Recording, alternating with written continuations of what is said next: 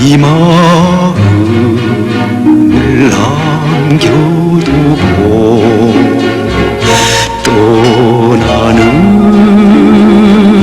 이내 걸음 깊은 정에 사무치네 진리로 굳게 손을 잡은 동지의 품이요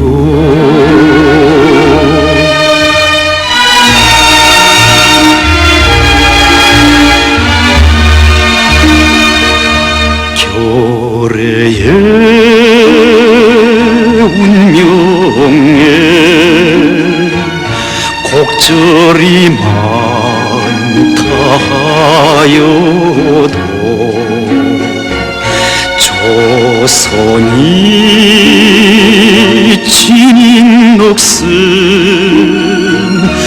불길 속에 살아있네 창창한 미래 안고 가는 혁명의 품이요.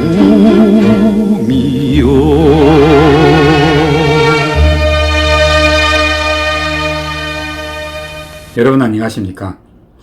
제가 이번에도 또 약속을 못 지키고 거의 2주가 넘게 새로운 이야기를 들려드리지 못한 것을 사과드립니다. 아직도 세상에 공개되지 않은 무릇 김일성과 관련한 이야기들은 정말 많은데, 그리고 그런 이야기들은 오늘날 북한에서 김일성이 항일혁명 역사에 대한 이런 연구를 주관하는 노동당 중앙역사연구소는 물론이고, 나아가서는 정작 김일성 본인도 모르는 이야기들입니다. 좀 이해할 수가 없죠. 어떻게 김일성과 관련한 이야기인데 정작 김일성 본인도 모를 수가 있겠느냐고 말입니다. 그런데 사실 그러합니다. 왜냐하면 예를 하나 들면 북한에서 만든 김일성의 회고록 세계와 더불어는 물론이고, 또 북한이 혁명역사박물관에서도 허다하게 많은 역사 사실들에 대하여 제대로 된 설명을 내놓지 못하고 있습니다. 글쎄 어떤 역사 사건이나 또 그런 기록들은 북한 정권이 자기들에게 이롭게 의도적으로 목적을 가지고 이제 왜곡하다 보니까 틀리게 또는 엉터리로 만들어 놓은 것도 다수가 있지만, 어떤 것들은 가만히 들여다보면 실제로는 제대로 알고 있지 못하며 또 알고 있는 것이 없어서 대충 얼버무리고 넘어가는 경우가 아주 허다한 것을 발견할 수 있었습니다.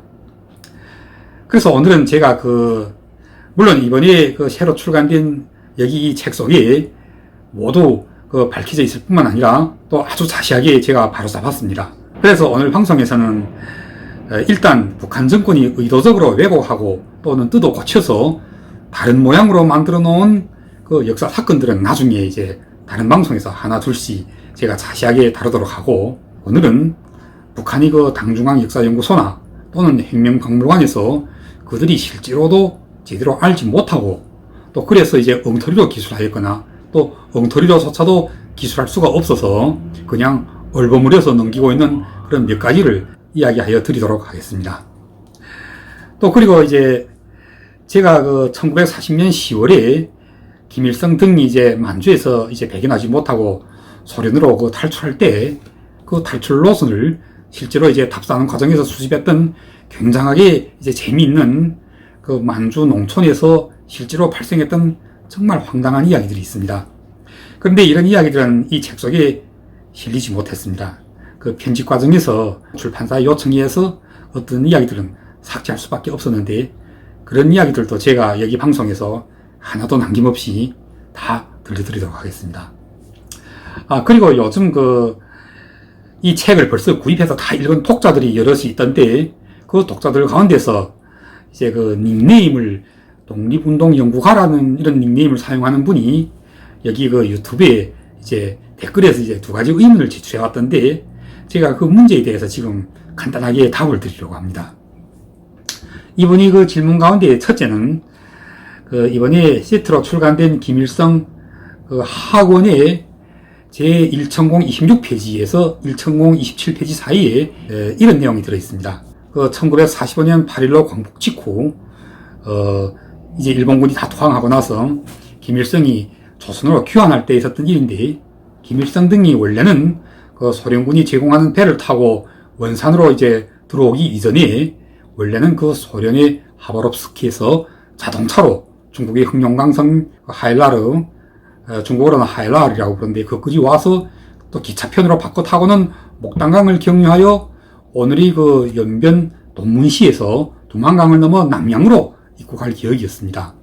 그리하여 실제로도 김일성은 그 기차를 타고 이제 목단강까지 왔었으나, 목단강에서 돈문까지 통했던 열차가 중간에 철도들이 이제 목단강 주변에서 활동하고 있었던 당지 토비들에 의해서 습격당하면서 이제 철도가 파괴되는 바람에 시간을 지체하게 되었던 것입니다. 그때 이제 그 김일성이 그 목단강에 도착했다는 소문을 듣고 목단강 당지의 그 조선인 노인들과 그리고 그 지방의 이제 단체 대표들이 찰떡도 치고 뭐 술도 마련해가지고 역전으로 기차역으로 이제 김일성을 만나러 나갔는데, 정작 이제 그 사람들 다 만나지는 못하고 부분 대표들이 이제 그 기차에 올라가서 김일성과 만나 인사도 건네고 또 이야기도 주고받다가 내려왔습니다. 이때 이를 그 해고하는 해고 자료들이 여러 편 있으며, 또 중국에서 출간되었던 문사사료집에 그 해고담이 수록되어 있습니다. 그 이제 댓글로 이 문제와 관련하여 질문하셨던 분은, 그때 그 목단강역에 나왔던 사람들이 모두 김일성을 김일성 장군이라고 불렀는가 하는 데 대하여 의문하는 것 같은데, 그때는 이미 1945년, 즉 만주에서 김일성 장군이 전설이 생겨나기 시작했던 1920년대에서 벌써 20년도 훨씬 더 넘는 세월이 흘렀다는 사실을 잊어서는 안 됩니다. 이때 그 만주의 조선인 백성들은 만주에서 그 1940년대 초엽까지 활동하다가 모조리 그 소련으로 쫓겨갔던 그 항일연군이 죽지 않고 모두 살아남아서 소련군과 함께 다시 만주로 들어왔다는 사실을 모두 알고 있었습니다. 그리고 이제 조선으로 가는 길에 이제 목단강에 들렸던 이 김일성이 바로 그 항일연군의 김일성이라는 사실을 모르는 사람이 없었습니다. 그러니까 이제 이 김일성이 진짜냐 가짜냐 또는 왜 이렇게 젊으냐 이러한 의심들은 주요하게 그 김일성이 조선으로 들어간 뒤에 평양에서 개성연설을 할 때부터 또 다시 불거져 나오기 시작했던 것입니다.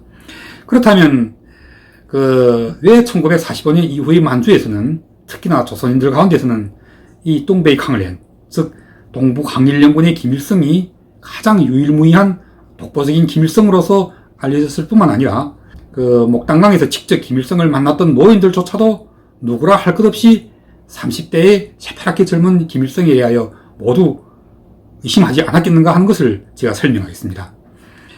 당시 그 김일성이 그 목단강을 경유하여 조선으로 지금 귀국할 때 그 이전에 목단강에 들어왔던 소련 홍군 위술사령부의 이제 조선인 부사령관이 있었습니다. 그 사람이 이제 소련군이 철퇴한 뒤에는 그 중국 공산당 그 해방군의 목단강 공구의 사령관이었는데, 이분이 김광협입니다. 그러니까 이 사람이 그 목단강 그 군부 사령관으로 있을 때 나이가 이제 30살이었는데 김일성보다 2살이나 어립니다. 2살이 아니고 3살 어립니다. 그 당시 항일연군에서 만주로 다시 돌아왔던, 만주를 경유해서 또 조선으로 나갔던 많은 항일연군의 지휘관들이 나이가 다 30살 좌우였습니다. 그래서 김일성은 33살이었고, 그 목단강 군부의 사령관 김광협은 30살이었습니다. 그리고 이제 또 목단강 군부에서 그 김광협이 밑에서 작전 참모 겸 소련어를 통역했던 통역관으로 일했던 양제문이라는 조선인이 있었는데, 이분은 그러니까 그 삼군, 즉 흑룡강 북부 지방에서 활동했던 아주 유명한 허영식의 교통원을 했던 사람입니다. 주로는 이제 조상지 김책 허영식이 교통원을 하다가 해방 후에 이제 이분이 1979년까지 중국의 흑룡강성 감옥사시에서 살았는데, 이분이 이름이 양제문입니다. 이분이 이제 생전에 남겨놓은 회고담이 여러 편이 있는데, 그 가운데 아주 흥미로운 대목이 하나 있습니다. 흑룡강성 보청지방이면 과거에 최용근이 주로 활동했던 만주와 소련 국경 사이에 있는 하나의 지방인데, 이 지방의 문사자료 판공실에서 감옥사에까지 찾아와서 어떤 자료를 하나 고증했느냐면 어떻게 보청지방이 저기당하니 그 김일성이 기마부대와 관련한 그런 기록이 한 토막이 있는데 이 김일성이 누구냐 하고 이 양제문한테 이제 고증을 요청했던 것입니다. 그래서 이제 양제문이 남겨놓은 해고 자료가 이 보청현의 그 문사자료 집에도 실려 있습니다. 이분이 그때 무엇이라고 이제 그 증언했느냐면 우리 동부항일연군에 김일성으로 알려진 사람이 여럿 있는데 진짜 김일성은 남만에서 활동했던 이군의 그 육사 사장 그 사람이 진짜 김일성이고 북만에서 김일성이 아니냐고 의심받았던 사람은 허영식이라고 증언했습니다. 이 사람은 당사자거든요. 그래서 이제 그분의 이런 설명을 이제 분석해 보면 당시 만주의 동만이나 남만 지방에서는 산악지대가 이래 많지 않아서 항일연군이 기병을 제대로 갖고 있지 못하였는데 여기에 반해서 이제 북만 지방에서는 면적이 넓고 또 평원지대가 많아서 기병부대가 있었습니다. 그 가운데서 가장 유명한 기병부대가 허영식이 그 부대였습니다. 허영식이 이제 그 기병부대를 데리고 다녔다는 기록도 여기저기에서 많이 나옵니다. 이 아이가 또 다른 데로 튀는군요. 저의 뜻인즉 항일연군의 김일성은 바로 북한의 이 김일성이며 북한의 이 김일성이 동부항일연군 즉 중국 사람들이 중국말로 하면 뚱베이 캉을렌의 그 김일성은 바로 이 김일성 한 사람뿐입니다. 그 외에도 또 이제 증언해주고 있는 생존자들이 1980년대까지 중국에 아주 많았습니다. 이렇게 많은 생존자들의 증언들은 한국이나 일본에서 이제 하나도 갖고 있지 못한 것들이죠. 한국에 주로 김일성 가짜설을 주장하고 있는 설사 항일연군의 김일성이라고 하더라도 그 김일성은 벌써 30년대 중반 어느 때 이미 전사했다느니 그래서 이제 보천보 전투나 또는 간산보 전투 김일성은 다른 김일성이라느니 하고 주장하는 사람들이 이제 고작 내놓고 있는 증거란 그때 당시에 신문에 실린 오보, 잘못 실은 그런 기사 조각들인데 만약 증언자들이 하나도 없는 그런 저그만치 수백 년 전의 일이라면 또 모를까요? 숱한 생존자들이 살아서 해고 자료를 남겨놓았는데 그런 생존자들이 이제 생생한 증언 자료는 하나도 수집하지 못한 채로 그 신문 기사 한 조각만 내들고 자기들이 틀린 주장을 끝없이 고집하면 어떻게 합니까? 그 기사들 속에 김일성이 부대는 무슨 비적이니 또 무슨 마적이니 하는 표현들이 있는 것을 이제 근거로 또 항일연군 자체가 또 비적이고 마적이라고 주장하면 자, 그 신문들이 어떤 신문들입니까? 조선총독부나 또는 일제 만주국의 그 관제를 받던 그 만주국 정부의 신문들이 아니고 뭡니까? 그런 신문들이 당시에 김일성이 소속됐던 중국의 동부항일연군을 마적이나 비적으로 표현한 것 외에도 당시 안중근이나 윤봉길, 김구 같은 사람들에 대해서도 이 신문들이 그때 어떻게 호칭했습니까? 그런 신문들이 호칭이나 주장을 그대로 받아들이고 그것이 정확했다고 주장하면 그러면 당신들은 결국 안중근이나 윤봉길, 김구 같은 그 위대한 우리 민족의 독립운동가들에 대해서도 역시 그때 당시 일제 신문들이 비하하고 폄하하고 매도했던 그런 기사들이 다 정확했던 것이라고 주장할 수 있겠습니까? 이건 말이 안 되는 도리잖아요. 이 문제는 이만하겠습니다. 제가 그냥 간단하게 설명만 하고 넘어가면 될 일을 괜히 흥분한 것 같습니다. 다음 독립운동가라는 닉네임을 사용하는 그 선생님의 두 번째 문제는 간산봉 전투 당시 압록강을 건너왔던 조선군, 즉 조선주둔 일본군한테 항일연군의 포로 한 분이 붙잡혔는데 당시 조선군에 여기서 조선군은 조선주둔 일본군을 말합니다. 이 조선주둔 일본군의 지휘관이었던 김인욱이라는 조선인이 있었는데 이 사람은 당시 해산수비대 대장을 겸직하고 있었습니다. 이 사람이 부대에 붙잡혔던 항일연군의 김현이라고 부르는 포로가 있었는데 이분이 그때 해산으로 끌려갔다가 이제 병원에서 치료를 받고 모여 나온 뒤에는 중국 만주로 돌아왔는데 해방 후에 중국 연변의 돈문시에서 살았습니다. 그 집 주소는 돈문시 향상가 향상위인데 1980년대 초엽에 돈문시 고무공장 숙소 뒷골목에서 살았습니다. 저와 이웃하고 살았습니다. 제가 어렸을 때 살았던 집과 거리가 불과 20m도 되지 않습니다. 그리고 그분의 아들이 저와 학교도 같이 다녔습니다. 이분이 이제 문화대혁명 때 일본군이 포로들을 죽이지 않고 병치료도 해줬을 뿐만 아니라 또 집으로 돌아갈 때는 노자도 주더라고 이런 이야기를 했다가 홍위병들한테 죽도록 얻어맞고 후에는 또 북조선 특무에다가 일본 특무에다가 온갖 특무 소리를 다 들었고 감옥에 또 여러 번 같이 있었습니다. 이분의 이야기는 제가 이만큼 하고, 당시 이분이 소속되어 있었던 동부항일연군 제2군 441연대 3중대 중대장이었던 중국인이 농순빈이라는 분이 있었는데, 중국어로는 농충빈이라고 부릅니다. 이분은 간산봉 전투 때 직접 고지에서 그 조선군과 백병전까지 벌였던 그런 사람입니다. 제가 이 책에서 그 전투 장면을 아주 자세히 기술했습니다. 그래서 제가 이때의 전투 장면을 아주 보는 듯이 그때 전장에서 대원들이 무슨 대화를 주고받았고 또 무슨 노래도 불렀으며 주로 어떤 군대들과 싸웠는지에 대하여 그렇게나 자세하게 보는 듯이 기술할 수 있었겠습니까? 바로 이 전투의 실제 참가자였고 또 보통 병사가 아니고 그때 그 전투 당시 한개 연대의 중대장이었던 이 동순빈이 얼마나 김일성에 대해서 잘 알고 있느냐면 1941년 봄에 김일성이 다시 소부대를 인솔하고 위승민을 찾으러 만주로 나올 때 이 소부대 산하의 제1분대 분대장이었습니다.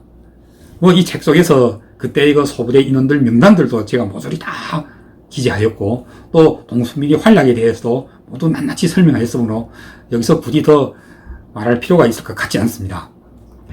여러분들은 저희 이 책 속의 모든 대화, 모든 사건의 그 전후 맥락과 이 사건들에 관계되는 모든 참가자들의 명단과 그들의 참여 정도, 그리고 이제 그 과정에서 어떤 작용을 했고, 어떤 영향을 일으켰는지에 대한 아주 세세한 설명들이 이르기까지 그 모든 것들이 다 근거가 있고 증언들이 있으며 증거 자료들이 받침하고 있다는 사실을 믿어야 합니다. 책의 하권 부록에 제가 취재했던 생존자들의 생존자들, 또 연고자들, 또 그리고 유가족들이 명단이 200여 명이나 이제 다 기록되어 있고, 또 인터뷰를 진행했던 시간까지도 일일이 다 밝혔습니다. 또한 이런 증언들을 그냥 일방적으로 믿지 않고 그 증언들을 재차 고증하는 작업도 진행하였으며, 그 고증 과정에서 필요했던 수백여 편의 증거 자료들과 참고 문헌들의 이름도 제가 모조리 다 제시하였습니다. 그 문헌들, 그 참고 자료들이 몇 년도에 어느 출판사에서 출판된 것까지 다 밝혀드렸습니다. 자, 이로써 이 두 가지 문제는 여기서 대답을 마친 것으로 하겠습니다. 아직도 더 의문이 있거나 또는 반론이 계신다면 저희 유튜브 댓글마당에 남겨놓으십시오. 제가 매번 다른 내용의 이야기를 가지고 방송을 하는 틈서리에 한두 개씩 해답을 드리도록 하겠습니다. 아주 간단하게 대답해도 될 수 있는 문제를 제가 너무 길게 또 너르게 또 좀 더 자세하게 설명하다 보니 시간을 엄청 잡아먹었군요. 늦었지만 본론으로 돌아가겠습니다. 제가 김일성도 모르는 김일성의 이야기라고 오늘 방송에 타이틀을 잡지 않고 어쨌습니까? 방금 제가 길게 설명해드렸던 간산봉 전투 당시의 이야기 역시 이 전투에 직접 참가했을 뿐만 아니라 전투 중 이익을 담당했던 김일성 본인도 알고 있지 못하고 또 틀리게 회고하고 있는 바로 이 간산봉 전투 당시 조선에서 만주로 들어왔던 조선주둔 일본군의 조선인 지휘관을 김일성은 회고록에서 김인욱 대신 김석원이라고 이제 주장하고 있는데, 이는 바로 김일성도 역시 잘못 알고 있는 것입니다. 어떻게 이와 같은 사고가 빚어질 수 있었는가? 이에 대하여 제가 이 책 학원에서 아주 자세하게 밝혔습니다. 그 외에도 이제 김일성은 회고록에서는 물론이고 북한의 혁명역사 박물관에서조차도 당시 이 간산봉 전투는 조선주둔 일본군 남남 제19사단 그 산하의 부대가 이제 압록강을 넘어 만주의 장백현, 그러니까 오늘의 중국 길림성 장백현 경로로 들어와서 벌인 전투라고 아주 일괄하게 주장하지만 실제로 이 전투에 참가했던 주력부대는 이 부대가 아닙니다. 만주군 한 개 연대가 여기에 투입되었는데, 김일성의 회고록에서는 간산봉 전투 당시 이 전투에 참가했던 만주군에 대하여 거의 언급조차 하지 않습니다. 다만 북한의 혁명역사 박물관에서는 이제 어디선가 얻어온 당시 만주군의 사진을 이제 크게 확대해 놓고는 장백 지방에서 이제 위만군 제2 혼성여단이라고만 지칭합니다. 이 장백 지방에서 주둔했던 위만군, 즉 만주군 제2 혼성여단이 어떤 부대인지, 여단장은 어떤 사람이며 또 이 여단 산하에는 어떤 연대들이 있었고 그 연대들 가운데서 가장 악착같이 쫓아다녔던 주력연대가 어떤 연대이며 그 연대장의 이름은 무엇인지에 대하여 북한에서는 하나도 알고 있지 못합니다.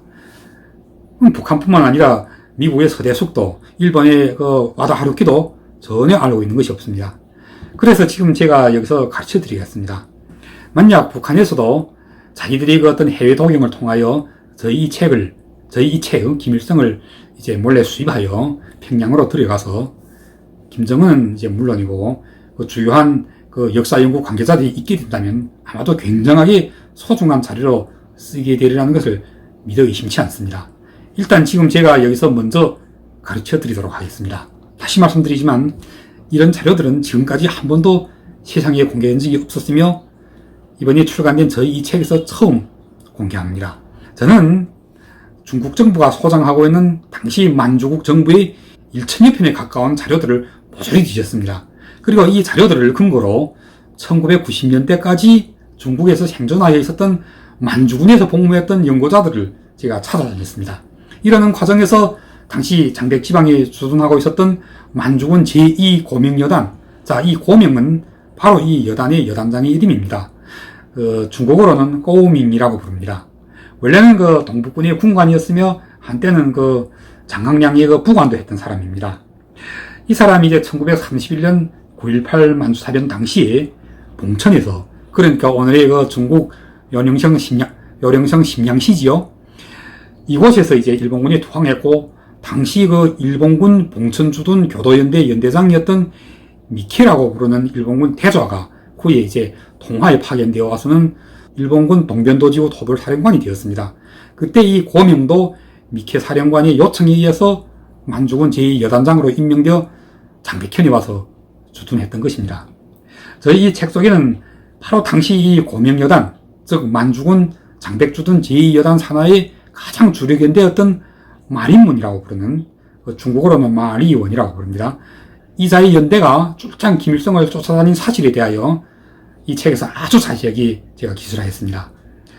1937년 2월에서 3일경 사이에 김일성의 부대가 그 장백현 리명수에서부터 이제 무성 쪽으로 달아날 때, 장백현 쪽에서는 이 마린문이 그 만주군 연대가 뒤를 쫓고, 무성 쪽에서는 조추왕이라고 부르는, 제가 전번 방송에서 얘기했죠. 이분이 손녀가 그 쪼옌이라고 그 이제 중국의 유명한 영화 배우인데, 이 사람이 할아버지가 당시 그 무송에서 기병여단을 인솔하고 이제 장백 쪽에서 이제 무송 쪽으로 달아나는 김일성을 가로막았던 것입니다. 그때 포위를 돌파하는 과정에서 항일연문 제2군 4사 산하의 제3연대 연대장이 최수길이라고 부르는 이분도 조선인입니다. 이분이 이제 김일성 부대로 위장하고 그 만주군 그 조추왕의 그 기병연대를 이제 다른 곳으로 유인했는데 마지막에는 물론 사살당했습니다.